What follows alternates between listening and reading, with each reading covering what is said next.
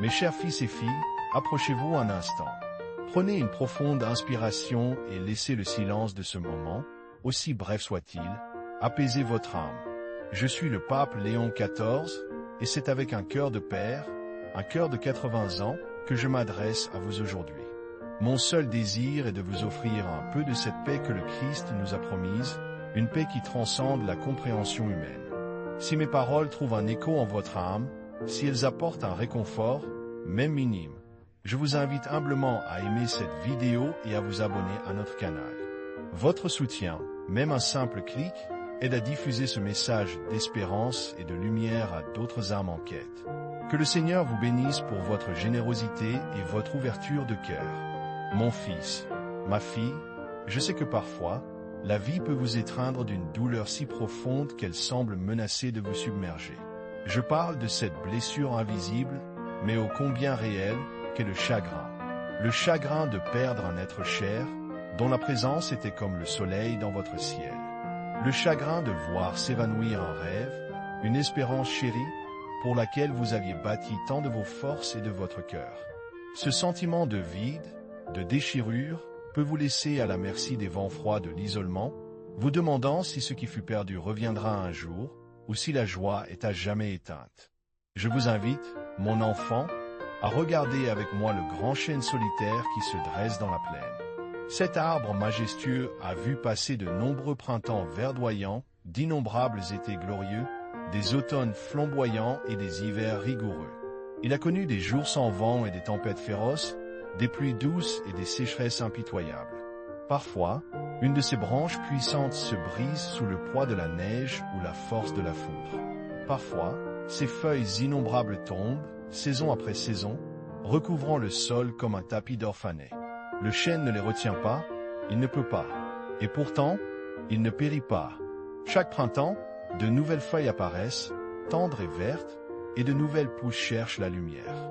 Pourquoi, vous demandez-vous? Parce que la vie du chêne n'est pas seulement dans ses branches ou ses feuilles. Sa véritable force réside dans ses racines. Des racines profondes, étendues, invisibles sous la terre, qui s'accrochent fermement au sol nourricier. Ces racines tirent de la terre l'eau et les nutriments essentiels, ancrant l'arbre avec une stabilité inébranlable, lui permettant de résister aux assauts du temps et aux pertes visibles. Le chêne perd ses feuilles, il perd parfois une branche, mais ses racines, elles, demeurent.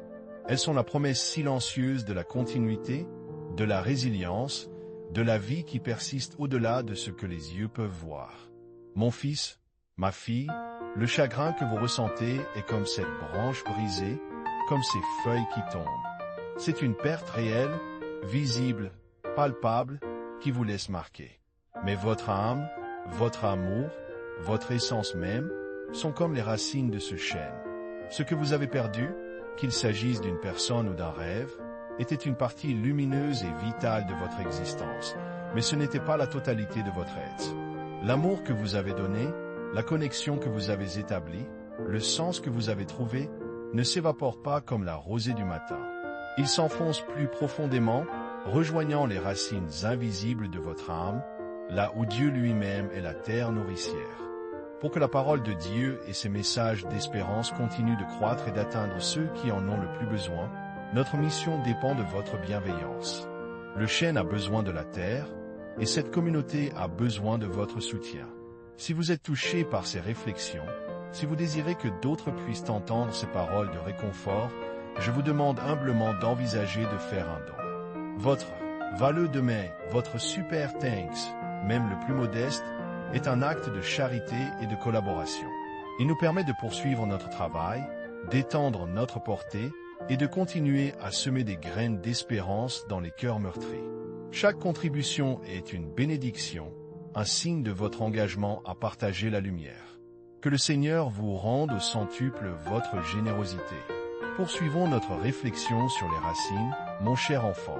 Lorsque nous perdons un être cher, il est naturel de sentir que tout est arraché, que notre vie est déracinée.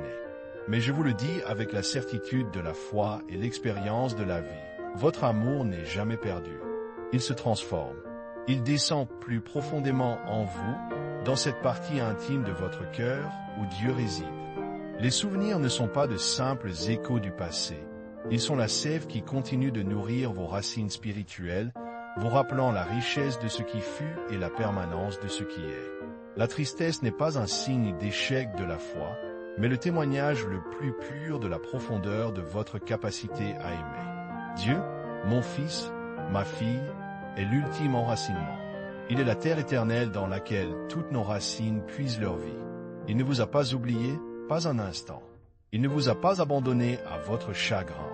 Au contraire, il est là, silencieux et fort, tenant vos racines dans sa main bienveillante, les protégeant, les nourrissant. Il vous prépare pour le prochain printemps, pour la nouvelle croissance qui, bien que différente, sera porteuse d'une beauté et d'une sagesse nouvelle, forgée dans l'épreuve. L'essence de ce que vous aimiez demeure, non pas comme un fantôme du passé, mais comme une partie intégrante et éternelle de votre être, enracinée dans l'amour infini de Dieu. C'est là que réside la véritable continuité.